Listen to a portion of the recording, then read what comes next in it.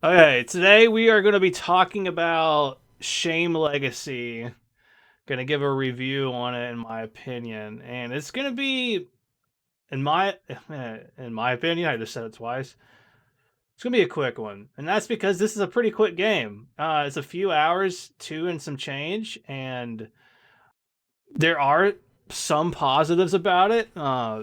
First of all, though, if you're wondering what Shame Legacy is, it's a horror first-person game with very little stealth. There's some stealth mechanic. Well, I don't want to say little because there's actually a lot of, for what the game is and how long it is. There's a lot of you know sections where you need to be stealth. Essentially, if you get caught, you're gonna have to fight, and if you don't succeed in your fight, you instantly die. There's it's not a very, we'll say, forgiving game. You don't have many chances to get away. Although it's not difficult. The stealth itself, like the enemies, the AI is not very smart. Um, there's not a lot of like branching paths or ways to like be creative to avoid enemies. You essentially have to do the same kind of things all the way up until towards the end, where it does open up, and I'm loosely saying it opening up because it is a linear game. Opens up a tiny bit in a couple of the sections. I'm not going to say what they are in case you want to play the game and you're going through into this review without any spoilers. I don't want to give any. As for what the game is, so like I said, it's a horror game. It's not really scary. It's just not scary. There is a sense of fear whenever you're trying to avoid, because there is a sound mechanic.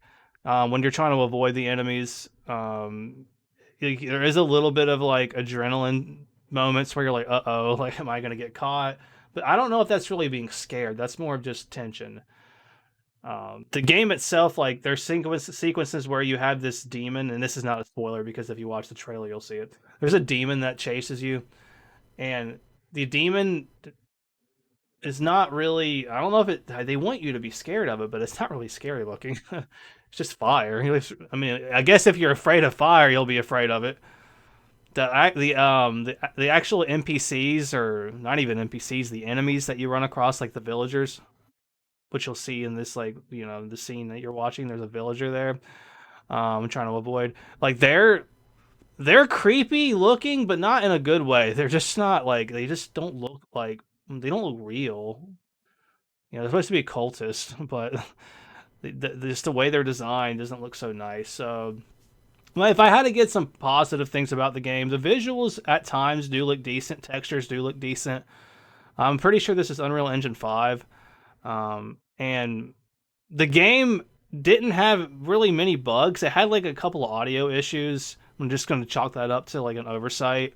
And up to this point, it wasn't patched yet because I recently played this game maybe like 4 or 5 days ago or something, and it still had the same couple audio sequences. Like, echoing happens during one cutscene or in-game cutscene or whatever, and then some of the small things like spelling mistakes in the subtitles.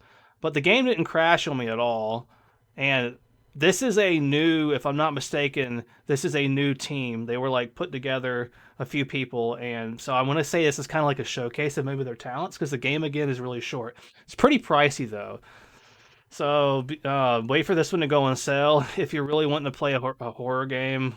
It's something different. It's not very long. It just really isn't.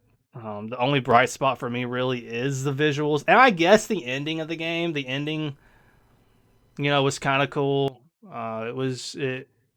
It didn't really surprise me per se, but it also didn't like do what you expected it to do, which I liked. But yeah, Shame Legacy. It's kind of a shame. I no pun. Well, actually, no pun is intended. It just really disappointed me in a way. I went into it not expecting much, and I'm glad because if I had some type of hope for this game, I would have been extremely disappointed because there's really not much here. There's no meat at all. There's no like RPG, mechanic. There's nothing in this game that really does for you except for you're walking around, your stealth sometimes. There's the combat's quick time events. So if you're looking for something like, horror games similar to like Resident Evil or Amnesia or something like that, this is not for you. But if you're looking for something like, Layers of Fear was recently released, something like that where you're not really doing like combat-y things per se, you're just kind of like listening to a story and following the path, then you might like it. There are collectibles, there's hardly any though, and it's just notes, journals, I believe. So, yeah. But Shame Legacy, what a shame. Again, my score for this game would have to be, I want to give it a 4.5.